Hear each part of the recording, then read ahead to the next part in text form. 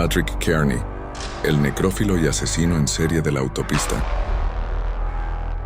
Aquella noche, el veinteañero Patrick Kearney conducía su motocicleta por la autopista cuando, a lo lejos, vio a otro joven hacer autostop. No dudó en parar a su lado e invitarlo a subir, prometiéndole un viaje divertido. El desconocido aceptó sin vacilar, pero Aquelo sería su sentencia de muerte. Horas más tarde, su cadáver, mutilado y troceado, fue encontrado en una bolsa de basura a un lado de la carretera. El muchacho había sido degollado, violado post-mortem y desmembrado por manos duchas.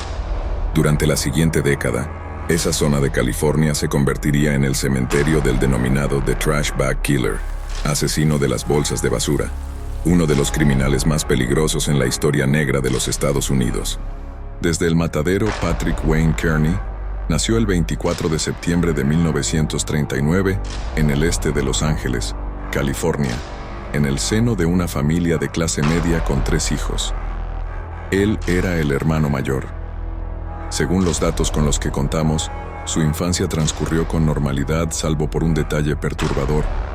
Le impresionó sobremanera ver cómo su padre sacrificaba a cerdos disparándolos detrás de una oreja.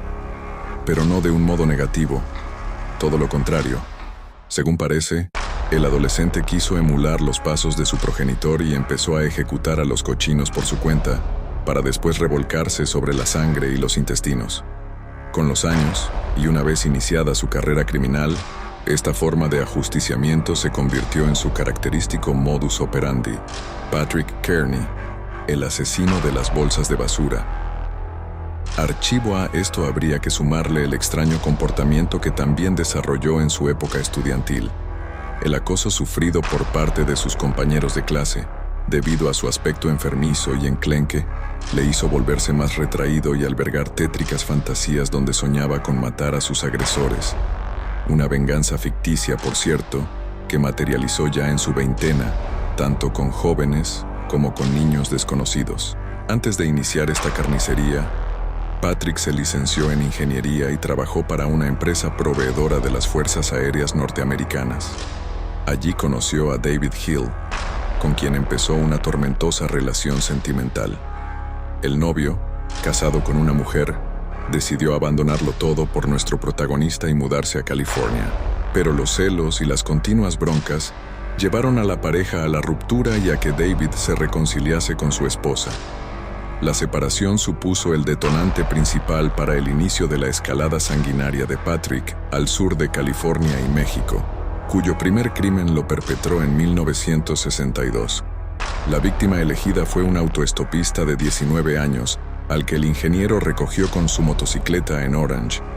Tras internarse en una zona apartada, Patrick disparó a bocajarro al joven, luego lo violó post-mortem y descuartizó su cadáver.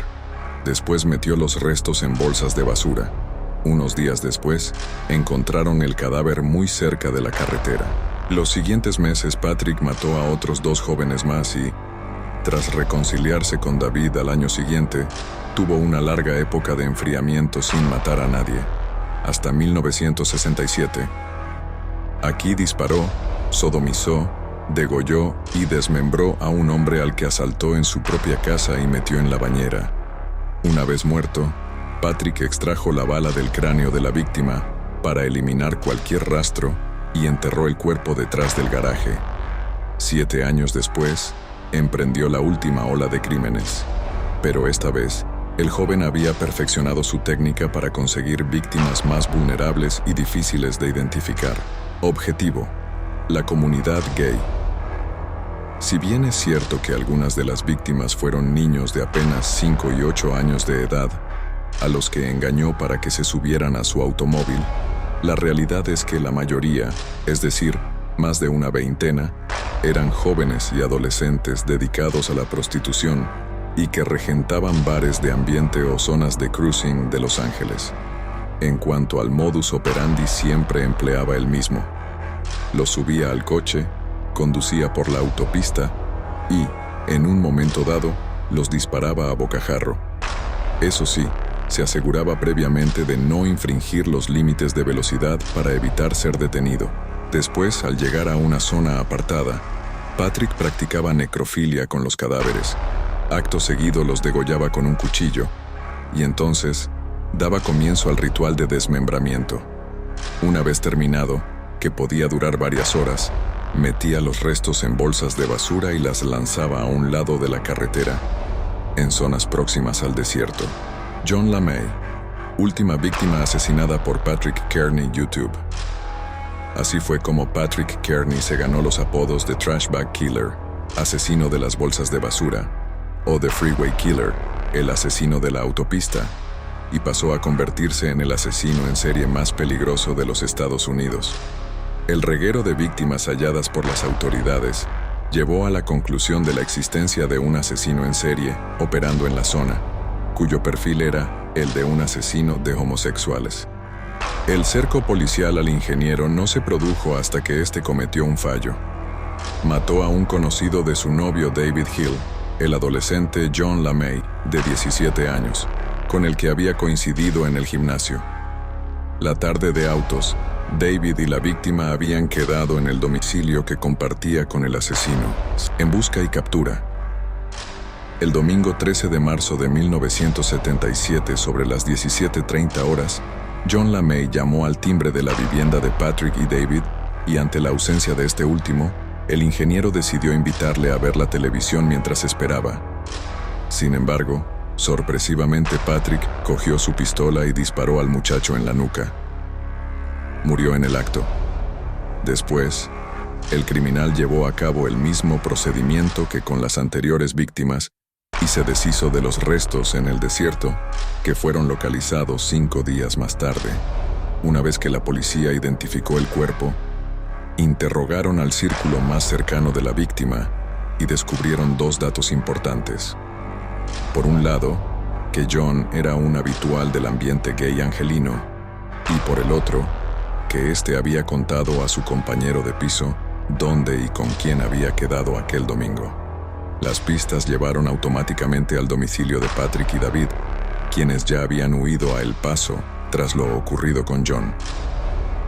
Allí, los agentes hallaron una sierra eléctrica ensangrentada y varias muestras de cabello y manchas de sangre que coincidían con el ADN de la víctima.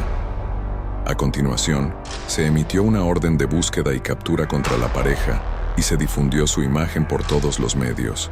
Finalmente, Patrick y David decidieron entregarse por voluntad propia en la oficina del sheriff de Riverside y al ver su cara en el cartel de "Se busca", lo señalaron y dijeron: "Somos ellos". Durante el interrogatorio fue Patrick quien llevó la voz cantante y quien se autoinculpó de una treintena de crímenes, incluido el de John.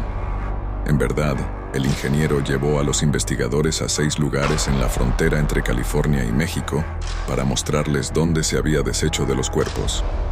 Tan solo se recuperaron una docena, pero su confesión sirvió para acusarlo de un total de 28 asesinatos en primer grado.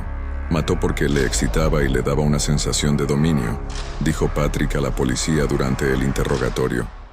Incluso el informe pericial elaborado por un psiquiatra concluyó que estaban ante un asesino con dotes de genio, dado su coeficiente intelectual de 180.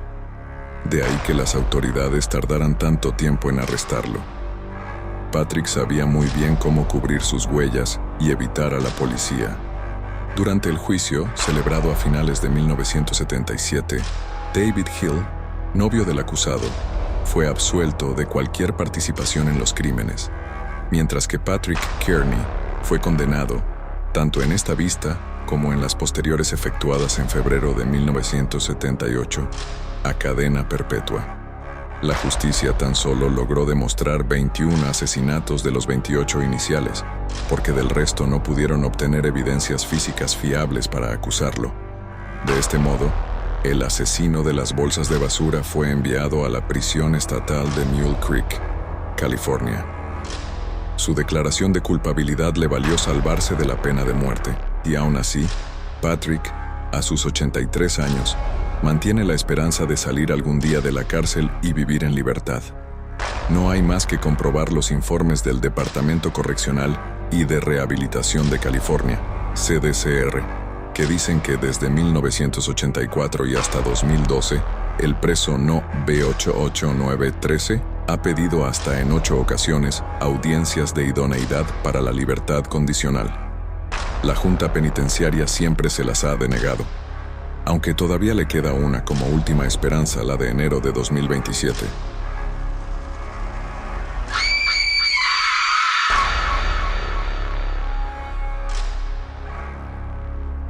La noche más oscura.